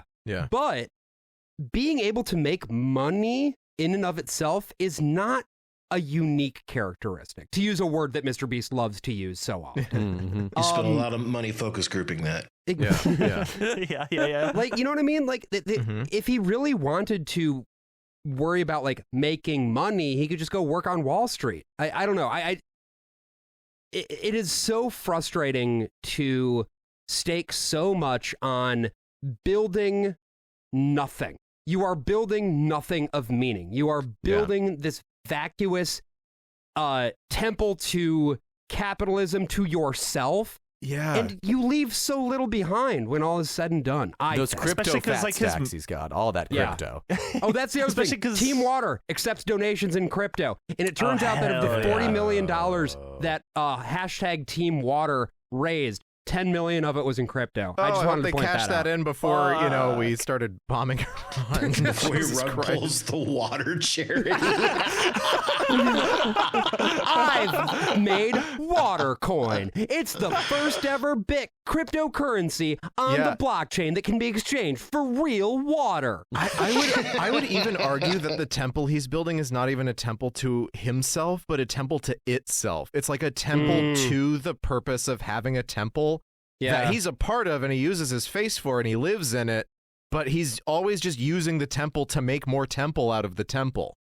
Like there's you go inside, there's no stained glass, there's no altar, there's no sacred relics. It's just the temple itself getting larger and larger and larger. It's like when to I house build nothing. a giant base in Minecraft that looks awesome, and then you go inside and there's nothing in it. Subscribe to Beast Gaming. Yeah, it's it all is it is all I don't know. It's all I don't want to say a farce, but it feels like, especially because the way that his most popular video is just the Squid Games, but not Right. Yeah. and it's just like he doesn't like. I guess the Beast Games is maybe his attempt to just like not just copy something else that like is explicitly like some sort of other media property. Yeah. But it's just I don't know. I think the thing that bothers me is that it is just always sort of like I'm losing my. Well, train what of if I thought on told this. you? What if I told you, June? Yeah, That tell me this about it. video, Hi Me in 10 years, made me believe in myself so much that I became certain I could do anything I wanted. All Yeah. my fears about achieving my goals vanished because I came to believe that with willpower, determination, and never giving up, you can achieve anything you want or even more, just like the great MrBeast did. That is a YouTube comment verbatim. This is a great point, Josh. And what I would add on top of that, Josh, is this character evolution is amazing. From a regular YouTuber to the best YouTuber, game show organizer, philanthropist, theme park manager. He didn't manage that theme park. Anyway, having chocolate, burgers, Lunchables, toys for sale, not to mention other sources of income, probably Bitcoin and other investments. This is definitely a case study for future generations. We got to see a man become Krusty the Clown over 10 years. And officially didn't come from a rich background. Everything's self-made. Oh, and also, let's all keep this in mind. Ubi rirukia a de bujas evolutions Australia na privziek. That's the Russian comment that's down there with the 10,000 other comments in Russian. Look, here's the thing. Man went from MrBeast Burger nearly 5 years ago to now opening up his own theme park. What a legend. Crying emoji. Prayers emoji. I think that's a perfect segue into the fourth video that we watched for this, which is I opened a theme park, which I don't know if you guys remember. MrBeast remembers where he was when PewDiePie got 1 million subscribers. But do you remember the day where you found out MrBeast was opening a theme park and that it was in Riyadh, Saudi Arabia? I can't wait for Iran to fucking strike Beast World, dude. Beast Games. Is it a valid military target or not? Here's the thing, June. Non-zero chance. Yeah. I do remember where I was when I found that out. Wait, Because really? I read your post about it, June. I'm pretty sure that's how I found out. I think you were probably the first person to post about it on Blue Sky because it was kind of popping off on Twitter. And, Blue Sky is just a little bit more cloistered from these sorts of things. Mm-hmm. And immediately when I saw that post, I was like, this isn't real, is it? And I thought it was fake too at first. I thought it was fake It was fake. It was only a 45-day installation. That's true. It's not a park that you can go. It's done. It was part of like this Is it really? festival. I didn't know that. Yeah, This is just real. This is one of those things that the Saudis just spend a shit ton of money on as part of this partnership. It's called Riyadh Season. Yeah. And it is it's kind of like, a World's Fair type thing. Yeah. Where but it's annual. It's annual, and you get people to come into Riyadh mostly for sporting events. But basically, the Crown Prince just lays out a fuckload of money, and it's like, who wants it? And So this is for... That makes sense because didn't he say he and his boys were going to be there every day? That makes a lot more sense. He now. said that, at least one He's not person... enslaving his friends. But I mean, Indentured servitude, I MrBeast, think. Yeah. Yeah, not Mr. Beast Crown Prince, passports but and they like have to live in Beast World. yeah, either Beast or Carl or the other ones. Yes. Those are the only names I know from that group. Chandler, someone I was think. always going Carrot? to be there every single day for the 45 days that it was running. Horrible. Also, in this video, they established that they hit capacity on opening day, and the capacity is 10,000 people. And I was looking up, I was trying to find capacity for like comparable parks. Yeah, what's in the capacity of United Cedar States. Point? Cedar Point is the exact one that I looked up first, Josh. I love this. It's 60,000. Oh, okay. And Oh, Cedar wow. Point is not like It's not the huge. biggest park in the It's on a world. peninsula, yeah. And just looking at the number of attractions that this park has, it's probably equivalent to the capacity of Cliffs amusement park. Do you know what Cliffs is? Of course you No. don't. It's in Albuquerque. Well, it's like a county fair. That's the vibe Yeah. I get from this, is that it's just a county fair with Beast's face slapped And on it. because it's in Riyadh, it has to be open only at night. So they're there in Right. the middle of the night, and then like when the sun is coming up, it closes. So that's why every photo is just like very dark. Yeah. Because it's only in operation at night. At first, I thought it was one of the indoor parks because I the did Gulf states too. have a lot of those. But no, it's just you go there all night long, I suppose. Yeah. So this is I think, Caleb, when we did that episode about Saudi Arabia taking over gaming and just sort of like different industries in particular, when they struck that deal with the PIF, the Public Investment Fund, and like Jared Kushner and stuff when they did the takeover of EA Games. I think I can't remember if I half mentioned that Mr. Beast about a year ago struck some sort of deal with Saudi Arabia, the Crown Prince, and in particular the head of the Public Investment Fund of Saudi Arabia. The interesting thing about the Saudi Arabia like leadership generally is that they're very young and very online. They love streaming, they love video games, they love gaming culture. So they have like a really intense public relationship with Mr. Beast. And Caleb, you didn't finish Beast Game Season 2. I am not going to share my thoughts about Saudi Arabia and Beast Game Seasons 2 quite yet. Spoilers. Because I haven't gotten there yet. I'm excited shit. now. Okay, no spoilers. No, because- no. You gotta go to dude, their podcast for that. Got to go to the Worst of All Possible Worlds to hear it. I'm going to be Cross screaming promotion, about baby. That's Yeah. right. We're doing it, baby. Listen to the Worst of All Possible Worlds on Wednesday. Let's go. I mean, we're doing the same thing as Mr. Beast, but we're not giving anybody any water. Yeah. No, just We're podcasts. denying it, actually. Again, there are these very telling things because this is all done with like Vision 2030, which is Saudi Arabia's whole thing of like, we need to fucking divest from oil. Now they're feeling that even more than ever. don't look at our like slave labor Yeah. class, the ones that we disrespect all the time, steal their like passports. Like it's a caste system, hierarchy class system in this society. Don't look at that. Look at our cool cultural shit. output. Yeah, that don't we you guys can, want to watch a soccer game? Who wants to watch a soccer game, huh? Yeah, what So- about wrestling? So Mr. Bill Beast Burr was like told me asked, it was fine. yeah, the comedy festival. All of my favorite comedians Louis went CK to Saudi was Arabia. there. Did you watch the because video they clips really of that? like Saudi Arabia. That was so funny. You see these clips of these guys doing the comedy festival, and the crowd is like maybe a couple hundred people. And they're all in Yes. these gigantic like lounge chairs, each one with its own table to kind of that's fill the awesome. space, and no one's laughing. They're all It's like the all worst dead sets of all quiet. time. And But like yeah. ultimately, like the relationship Mr. Beast has with the Gulf states, which are of course, I think, the United States, Israel, really fucking evil. I think the United States and Israel undisputedly like some of the most like evil in the world USA, right now. number one goated evil country. Yeah, Greatest but, to ever do it. Other putting those aside, like the Gulf states with Saudi Arabia, with the UAE in particular, Dubai, those Qatar. are sort of vassals, sort of extensions of the U.S.-Israel empire.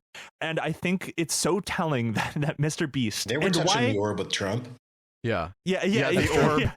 The orb. I mean, like, Mr. Beast. I want a Mr. Beast orb photo. Yeah. But I think to just finish my thought, Caleb, really quick, is that like even though Mr. Beast does this, like he creates these like the Team Water thing, it like is almost sort of like the goodwill with that is almost immediately undone when he is unquestioning willing to just accept and strike deals with the PIF, Saudi Arabia, these like really awful states that are like humans rights, like some of the worst human rights offenders in the world. And it's like he is it's either I don't even know if he understands what he's doing. I think he just genuinely might be so stupid because he there's no money dirty enough for him. There just really isn't. Well, they're offering him friendship, right? Because money equals friendship. Access. Right? Yes. Yeah. Caleb, what were you going to say? Oh, sorry. Yeah.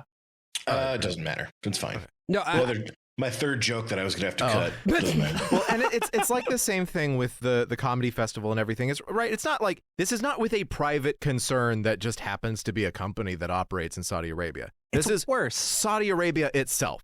This It's is the state. This is the country, the kingdom, the royal family, the House of Saud itself, and there's no getting around that. And he knows that that is a hot subject because when someone asked him, why are you doing it there? He makes a comment on Twitter that's like, well, it's basically the middle of the world. Most of my fans are global. I have a ton of Arab fans, which I'm sure is very true. Saudi Arabia would really like a lot of people to think Saudi Arabia is the center of the world culturally. They really do want you to think that. And Mr. Beast is really willing to make a lot of people think that. In fairness, Mecca is there. Like, in many regards, it is the center of the universe. It is, but absolutely. Mr. Beast is going to visit the Kaaba. But like he was there. But I love the idea that he just loves all Abrahamic religions.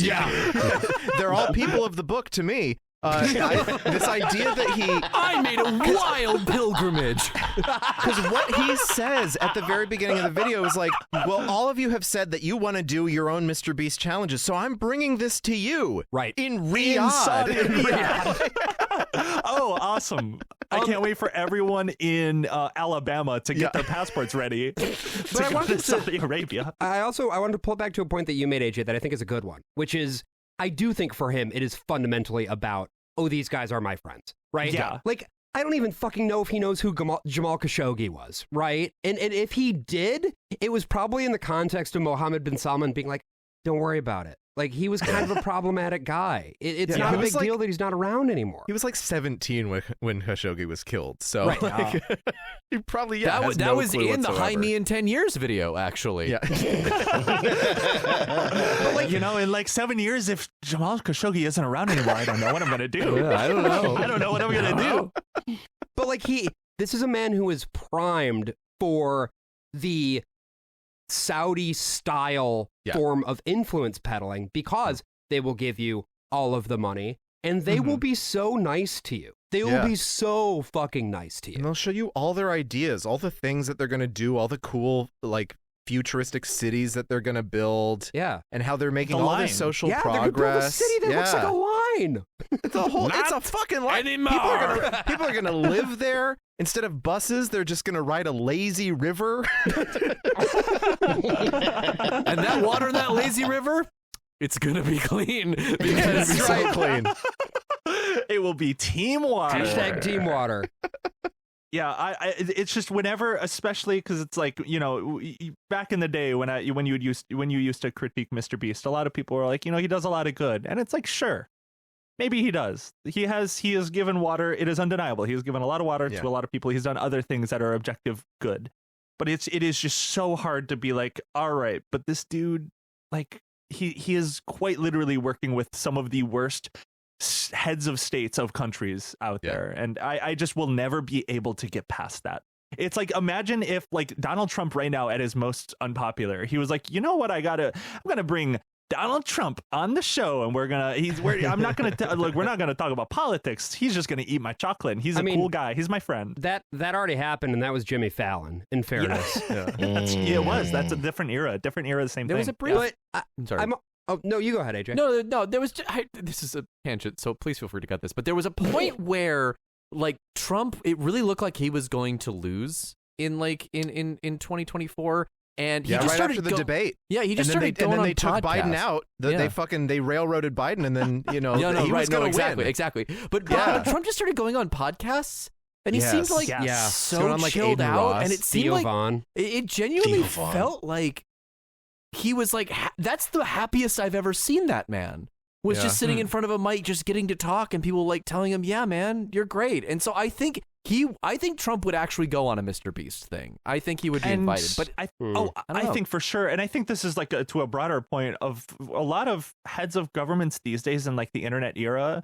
especially the United States, Saudi Arabia, a lot of these places is they're politicians. They want to be sort of political leaders. Yeah. But the thing that they want more than anything is they want the power, but they also want to be influencers. The way that like they wield their public online personas and social media presences is like they just sort of want to be influencers. They want to be loved. To bring back a familiar name, I don't know if you guys know this. I recently learned this 36 hours ago.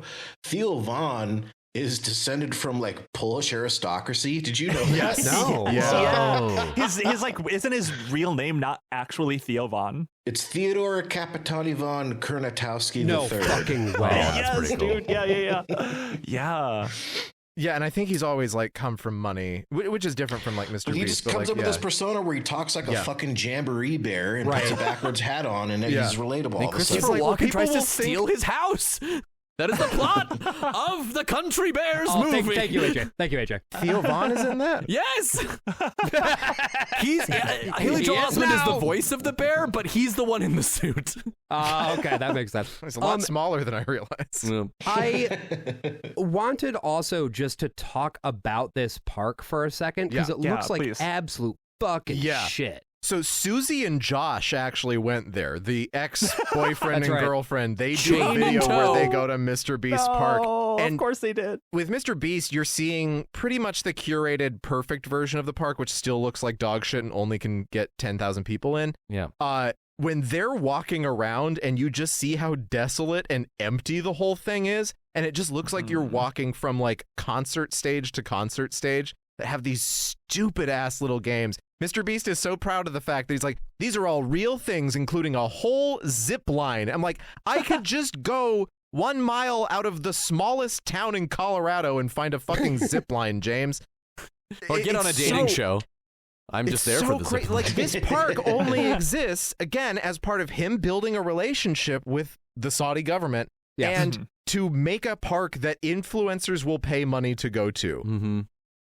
Yeah, no, I would love to include this. There's a LinkedIn post. I've only ever found it on LinkedIn from somebody from Singapore. Forgive me, I will probably pronounce this person's name wrong. It's Yusuf Batawala. He posts about the day. It might even be him in this photo. No, I don't think it is. But he posted a photo of Mr. Beast with the PIF funder, like the guy in Saudi Arabia. His hand is on Mr. Beast's shoulder. There's papers being signed in this photo talking about how it is explicitly, Josh, what you were saying. It is explicitly like about the deal. It is about the brand. It is about expanding the Mr. Beast like property. Yeah. Well, and in a way, I mean, whether you're talking about like a shitty ass theme park with terrible games or we're building a pump in fucking Malawi, right? Yeah. Obviously, one of these does more objective good in the world. Mm-hmm. But I would argue that for Mr. Beast, these are two different versions of the same exact thing. Yeah. Totally agree. I just, the way that he talks about it, I think that he thinks that his parks are a net good for the world. His parks, philanthropy, which don't exist yet, but they might. Because at the end of this video, you've got him being on the phone, being like, "Could I open one of these in the United States?" Yeah. Who do you think he's talking to? No I've one. been thinking about No, that all it's day. fake. You think that's fake? Yeah, he's just saying words to get people hyped at the end of the video. But sad. He sees all of this as charity. He sees like what he's doing is bringing smiles to the world, to the children of the world. And it's because, and we go back to the me in 10 years thing, it's because you support him. It's because he's just a little boy with a dream and he's only gotten where he is because you contribute to so much. Yeah. And that's why when you look at these videos and you read the comments where people are like, Jimmy has done so much in 5 years. He was doing burgers and now he's running theme parks. What's next for him?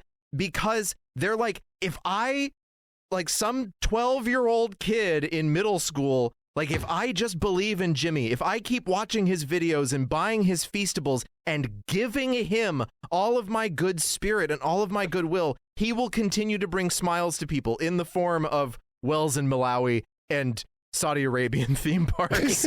Yeah. If you really think about it, you know, he's a man of the old book of all Abrahamic religions. Yeah. Maybe he is the new prophet. Maybe he is the upcoming prophet Saying he's of the the world. New Prophet just dropped. My contention is, and I was sort of thinking this before, but now I really think it, especially based on the most recent output and where things seem to be heading. I think he's the new Walt Disney. Yeah, I could see that. Yeah, he is sort of. I totally agree. Not he's artistically, obviously. Walt had a very distinct artistic aesthetic, but he isn't making YouTube videos. He's creating an empire. Right? I think is absolutely how he is positioning all of this. Do you want to know how you have to believe in things? And even though some of the things that Walt Disney believed weren't great, he did believe in them. Oh yeah. Do you want to know how much it costs to go to, or how much it did cost to go to Beastland? $20 maybe. Please tell me. $7 for general admission. That is with no rides or games included. So that's that's the walking around ticket. It's a la carte pricing? Yes, there's also a $25 deal for you can do all the challenges. It does not state exactly what that is. And ride feats of strength. and ride 3 rides. And then if you pay $66, which is the Beast Mode Plus tier, you get all rides. But I think all challenges are somewhat limited, and there's this point thing that is tracked by an app, and I think that a lot of the games you play, you pay money for in addition. There's even a midway. They don't really show that in here, but there's just like a classic carnival midway of like spray water bottles at a clown face and shit like that. Get those kids into gambling. Exactly. Get kids into gambling, get them to pay their money because they're supporting all the smiles around the world. But there are also big prizes to win, headphones and PSPs or whatever the children are into these days. And no, I thought that was funny. Okay. I like PSPs. I like PSPs. I think more people should be into PSPs these days. Frankly, it was way ahead of its time. It was unfairly marginalized. Not many people. You play a game at Beastland, you can get Ballistic X versus Sever on UMD. Like, that's a fucking deal right there. God. See, I didn't think it was funny. I think you were just right. That's the other thing. I was like, there were PSPs in that video, right? Also tracks your points. So that at the end of the day, the person, or the end of the night, the end of the person, the end of the person, the person with the most points gets like 7,000 rial, and then at the end of the whole thing, the person who has gotten the most points over the course of the 45 days gets 1 million. Oh, wow. So it's another classic MrBeast gimmick. And his millions. Yeah. I loved, by the way, that there was a video where MrBeast was like, in that video, there's a moment where he's like standing on a platform telling everybody about it, and he keeps referring to the currency of Saudi Arabia as the Riyadh. Riyadh, yes. Yes, he does. I didn't even catch that. Which it is. I didn't even catch that. It's the Riyal, but I loved that it was, you'll win 1 million Riyadh. He's just reinforcing the name in your head. You know, that's just marketing. That's and right. while he's in the crowd too, someone is like saying hi to him by showing him on their phone the video of him from 10 years ago. Yes. That's crazy. Or the other guy. I think that came out around when the Beast City was this Beast Park was created. Yeah, or the guy who asked him for money. The guy asked him for $10,000 and Jimmy's like, next time. Can I make a strained Majora's Mask analogy? Sure. Yes, please. I think that Jimmy is a smiles merchant in the same way that the Happy Mask salesman is a mask merchant. In that, yes, it is true. He does sell smiles as the Happy Mask salesman sells masks. Of course, yes. But they are both bringing about the apocalypse, and I don't know if the masks or the smiles are worth it. Do you know what I mean? Yeah. Absolutely. Jimmy's face on the moon cratering down. I destroyed Termina in 3 days. 24 hours remaining. So this Beast game. Holy shit! It's a metaphor for his own grief. We finally solved the fucking riddle. Oh my god! It was always Majora's Mask. Also, one last stray thought I had, because I think this was the last video where there was like a crowd aspect to it at all, that we're going to be talking about at least. Did you guys notice that in like all of these videos, specifically the 2 million water one, and they opened a theme park, he adds like crowd cheering whenever he shows a crowd of people behind him. There's like a yay The generic crowd cheer sound, like yeah. always happening behind him, and you look at the crowd behind him, and they're just sort of like milling They're around. standing there, Yeah, it's like 15 African children. Yeah, it's like where's the sound coming from? Yeah, I just had to mention that because I thought it was so like odd. I think it's like it's just so odd to like do that when like no one is cheering. And so like most of this park was like reused, very dusty. Well, especially dusty because it's Saudi Arabia, but fucking carnival rides. It's just like stuff that spins around, the big slingshot that he rides with a giant bag of money that doesn't get explained in the video. And then like they have these like challenges. They have challenges, experiences, family games, and Beast Arena games. These are the things that generate points. Again, you could watch the video of the ex-boyfriend and ex-girlfriend playing these games and then getting yelled at staff who are like, "You were cheating. You have to do it again." And they're like, "Oh, okay." Like it just the whole thing seems so unpleasant, and it mostly exists like as a place to take selfies and videos of yourself, as opposed to a place that you're actually supposed to enjoy going to. Yeah. Shit. Well, I think we've been going for a minute. So if you really enjoyed this first episode of Beast Week from us, if you want to continue listening, we're going to, just like last year, we're doing a whole week of celebrating Mr. Beast. So you can continue to listen to us scream about and talk about Mr. Beast. We're going to be talking about Beast Games Season 2 on Josh, Brian, and AJ's show, The Worst of All Possible Worlds. That'll be coming out in a few days from today. Strong smart. We'll definitely post about it on socials. We'll link through to it on probably the part 2 of this episode, just for those who might have missed it. Yeah, that episode is going to be going up on Wednesday on our Patreon, patreon.com/worstofall. We're going to be putting the first half of that episode up on the Kill the Computer feed as well, so that you can have a listen and see if it strikes your fancy before you commit. And if we can edit this, was this also going to go on your feed? Was this episode is going to be going up on our feed in its entirety on Monday? Okay, perfect. Gotcha. Okay, cut that also, Caleb. Thank you. So sorry. What I'll say then is, then after we talk about Beast Game Season 2, we're going to just more stuff than I thought I was going to have to. What's going on here, guys? Sorry. No, it's fine. Throw in the death threats. Put in only on their feed the medic one. You guys get the various death threats, and then I will not censor any of the things that I said at the beginning. The unrated edition. Yeah. Okay, and then I'll say, and then after we talk about Beast Games Season 2, we'll be wrapping up Beast Week back here for part 2, talking more about Mr. Beast videos. And that's going to be a Kill the Computer Patreon exclusive. Right. Yeah, that'll be a part 2. So do you guys... You're staring down the barrel of at least 5 more hours of Beast content, I think. Yeah, that's a lot of Mr. Beast. Again, that was the center point of why I had that temper tantrum with June. Caleb, I've seen you very mad about things, but when we were talking we're going to talk a lot about Mr. Beast, I don't know if I've seen you that was unbridled rage for a second. You were like, I can't believe we're gonna have to fucking talk about Mr. You want to know why? Beast. Aside from the I guess the existential part that the AJ solved for me. Thank you, by the way. It's I just know there's a certain subsection of the audience that loves to torment me with forbidden knowledge. You know what I mean? They love it when I fucking squirm and I dangle on the line like a goddamn fish. You know what I mean? I just feel like I'm in a goddamn Rube aquarium and they're tapping the glass. Make them watch Mr. Beast. Make them do it. You know what I mean? It's awful. That's why I gotta eat the goddamn Feastival. Although I did that to myself, frankly.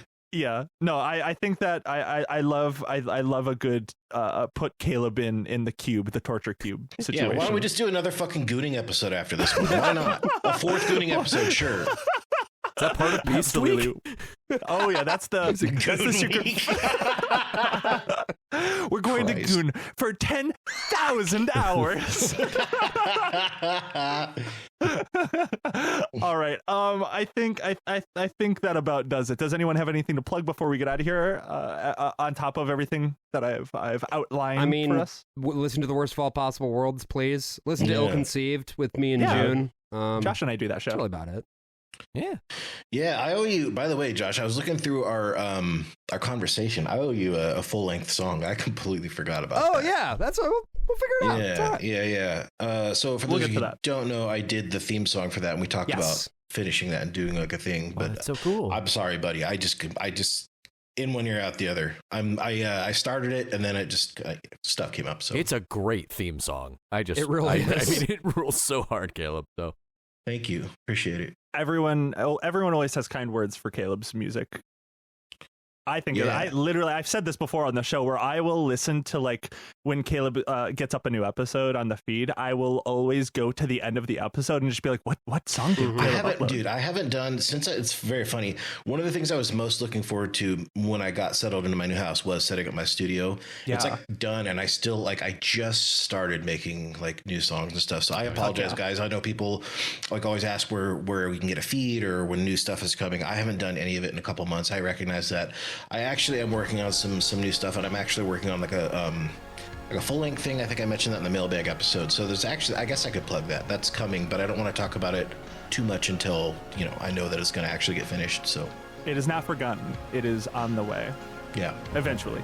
Yep. Yeah. Awesome. Thank you so much. Thanks, guys. Yay! Bye.